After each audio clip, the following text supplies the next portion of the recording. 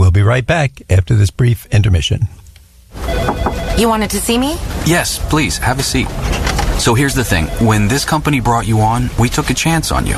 You didn't have that 4-year college degree we typically look for. Right. But we gave you a shot anyway. And since then, you've worked incredibly hard and given it your all. Thanks. You've been an important asset to the team, but I don't think you can be an intern here anymore. We want to hire you. You're serious? Absolutely.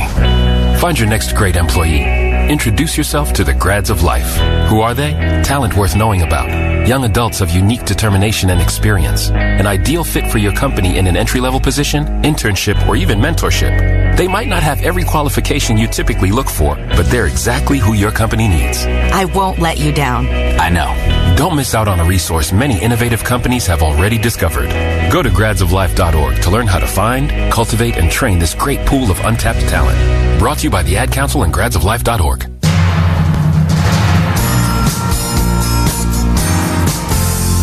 Welcome back. You're listening to The Secrets of Success. I'm your host, Bill Horan, and today we're speaking with Marc Effron, author of 8 Steps to High Performance. And if you didn't listen to the first part of the show, Marc has a saying, let's do what works. Wow, 4 words that kind of says it all. And basically his book is based on that. He's researched it. He's gone through this. He's found the steps that can get you up the ladder very, very quickly, kind of like the escalator instead of taking the ladder. And we're going to talk about that now. Marc, I'm going to ask you if at this point now in the show, would you tell us what the 8 steps are? And if you want to, talk about each one a little bit as you do it, that's fine. We'll get into them. Sure, happy to. And I'll go through at a fairly moderate pace, but if folks miss a bit, they can go to our website, the8steps.com, and it'll give you more information, and you can download the first chapter of the book, which lists all the steps in more detail.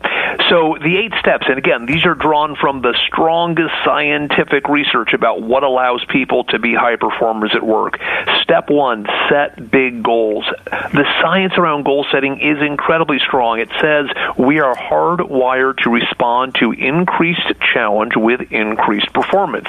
Basically, if somebody raises the bar on us, we respond by saying, let me see what I can do. So the bigger the goal that we have, the more likely we are to deliver more. Again, there's a lot behind that, but let's start with step 1, set bigger goals. Step 2, behave to perform. So we were talking about that earlier, Bill. A lot of us may not know that some of our behaviors really contribute to performance, but some might actually get in the way of us being higher performers. And the only way you're going to know that is by asking others. I also lay out in that chapter a few of the academic models that say, hey, there are some proven ways that can make you an effective leader if you're in a leadership role. So step 2, behave to perform. Step 3, grow yourself faster. You can actually develop much faster than the folks around you if you understand what are the big experiences that are going to grow you most quickly. Education is great, but most of the development that we get comes from the experiences that we have at work.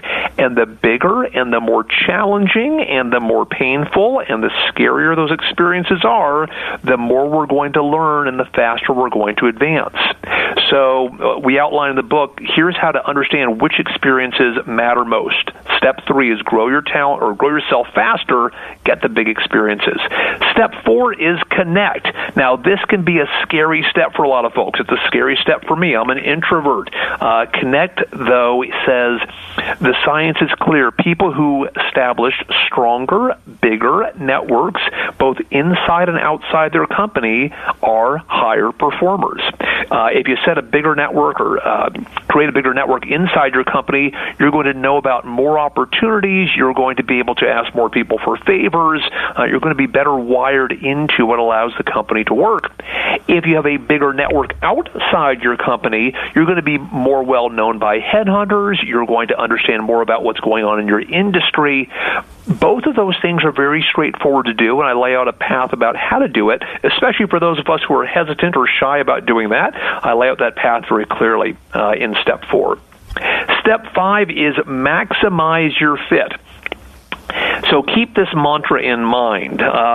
Companies change faster than people change. Companies change faster than people change. What that means is your company's strategy may shift over the course of a year or 2 years or 3 years. It might shift pretty quickly, and that change in strategy might create big new demands on you for how you need to behave and perform. A high performer is always listening for where is my company going and how might I need to change myself to be a perfect fit for what they need. Because really smart people fail when their company changes and needs something else and they simply don't have the capability to deliver that. It has nothing to do with how smart or how motivated they are. They simply don't fit anymore. So maximize your fit. Step 5 is about really understanding at all times where is my company going and what are the capabilities they're going to value most when they get there, and how do I adapt myself to have more of those capabilities. Step 6, and this is one that causes lots of people to scream, fake it. What does fake it mean? Fake it means that, back to that fixed 50 and flexible 50 we were talking about earlier, you have a fixed personality, meaning you have a natural inclination to behave a certain way. That natural inclination might not serve you well in every situation. There might be some times when you need to fake a behavior because that's the right behavior to be a high performer at the moment. For example, that could be something as simple as you're very outspoken, you believe in getting your opinion out there, you don't hold back. 90% of the time, that might serve you very well. But there might be other times when actually putting your hand over your mouth or waiting to be the last person to speak at that meeting is going to cause you to show up as a more mature leader or a more thoughtful leader or a more supportive leader. Now, are you faking that behavior? Absolutely. You genuinely believe that you should speak, but what you are faking is saying, look, I'm going to pretend I'm the patient leader for this meeting, and I'm just going to sit there and listen to people say things, and I'm going to wait to speak till the end. So faking it is realizing that your genuine self might not be the perfect self to show up in every situation, and that you might need to fake it at times to be more successful. Step 7, almost done. Step 7, commit your body. There's a ton of science around how to ensure that your body supports high performance at work, but almost all of that science is around sleep. I really thought I would find more around food or around exercise when I was doing all my academic research. The research says very clearly the best thing you can do for your body to increase high performance is get high quality sleep. Now, there's a lot of debate around what that means still. We talk about that more in the book. Final step, step 8, avoid distractions. And this is an important one because it can waste a lot of time if you're chasing management fads, and it's difficult for the average Jill or Joe to figure out, well, what's a fad and what's the truth? So I lay out in that chapter, here's a lot of popular things you've probably heard about, like focusing on your strengths, which are not going to help people to be high performers. Mark, you've done a great job of going through that, and I really love hearing it. I want our audience to know if they're saying, who is this guy? What are these things we're hearing? This is the 8 Steps to High Performance. That's the title of Marc Effron, E-F-F-R-O-N, Marc, spelled M-A-R-C, Effron, E-F-F-R-O-N. That's his book, The 8 Steps to High Performance. Mark, you'll tell us the website and where we can get it? The website is The 8 Steps. That's 8 as a number, not spelled out, the8steps.com. You can download a free chapter of the book there, and it's available at all the big booksellers, especially the online ones. Amazon, you can get it from Harvard Business Review, Barnes & Noble, and if you're listening from outside the country, it's available on most of the Amazon foreign sites as well. And just for fun, as you were going through, I tried to be a private critic here, not, of course, speaking out, but just saying, is that true? Is that real? And when I went through your book to prepare for the show, and so many of these I can tell you I've come across in life, and I've been around for a while, and I'm sure you have this from other people you talk to. These are the true characteristics. I mean, someone else may pick a different one here or there, but I would say easily 6 or 7 out of the 8 that I would agree 100% with you, and I've seen it with people. The ones who are successful have a way of doing it. They do it politely. They're not rude about avoiding distractions, but they're not going to put up with nonsense. And just just that in and of itself tells you they're important, because they don't have time for the little silly stuff. And if they do have time to spend an hour and a half talking about cartoons, maybe they're not all that important and maybe they're not destined to be a high performer. Exactly. Now, Mark, I want to ask you that what surprised you that it's not on the list? Like, did you look and say, wait, I thought they would always have ba-boom?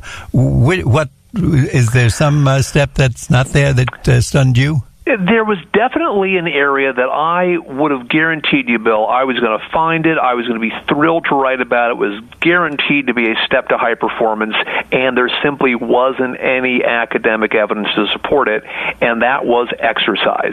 Now, I'm a gym rat, Bill. I love working out. I love exercising, and I just thought, well, that's just going to prove that it's a path to high performance. The science is clear. It will keep you alive, and that's a precursor to being a high performer. There's no direct benefit. If you work out well, you are not going to show up and be a higher performer just because you've worked out. So exercise, while it's great to stay healthy, does not have any direct impact on high performance at work. And Mark, I'm going to ask you, just in your life and personally, which of the 8 did you find to be most beneficial? And if you had to cull it down to the one step to high performance, which of those do you think you would pull off the list and say, this is what I would tell people to do? I would start with step 1, which is set big goals. It's amazing if you challenge yourself to do more, how you'll respond. And again, the science is unbelievably clear, certain, and powerful around this. If you simply ask yourself, how could I do twice in 2019 what I did in 2018? Now, that may seem like a ridiculous request. Hey, I'm busy. I'm up to my eyebrows already. How could I do that? Just ask yourself, what would it take for me to do twice, for me to deliver twice what I did this year? And it's amazing the clarity that will bring to you. Hey, I'd actually have to probably stop doing X and Y. I'd probably have to tune up a little bit of A and B. But I would guess that your listeners know what they could do. And maybe you don't get to 2 times 2018, maybe only get to 1.5 times 2018. That would be a pretty cool result as well. So there's a lot more performance in each of us, and a lot of it is just understanding which of the 8 steps can you tune up right now. Mark, I love it. I think to anybody, I'm going to say, if you want to get started, and we tell our listeners every week, it's all nice that you listen to the show and you talk about us, but go out and take some action for yourself. Mark laid it out. Here's 8 steps. All you have to do is 8 steps. 1 week plus 1 day. 8 steps. Start doing this stuff. Even if you do 3 or 4 of them, you're going to advance probably much, much further. This is what the high performance people do. If you do what they do, you're going to be like them and probably start earning what they're earning. Mark, we want to thank you so much and remind our audience once again, the book is 8 Steps to High Performance by our guest, Marc, M-A-R-C, last name Effron, E-F-F-R-O-N. The website, real quick, Mark. The 8 Steps, 8 as a number, not spelled out, the8steps.com. Thanks so much for being with us. I love this book, and I'm going to stick with what you told me before. Let's do what works. Thank you, Bill. I think that's our new motto, maybe the title of your new book, your next book. I'd like to let our audience know that you've been listening to The Secrets of Success on the voice of Nassau Community College, 90.3 WHPC. I'm your host, Bill Horan, asking you to please join us again next week at the same time when we will continue our journey to success.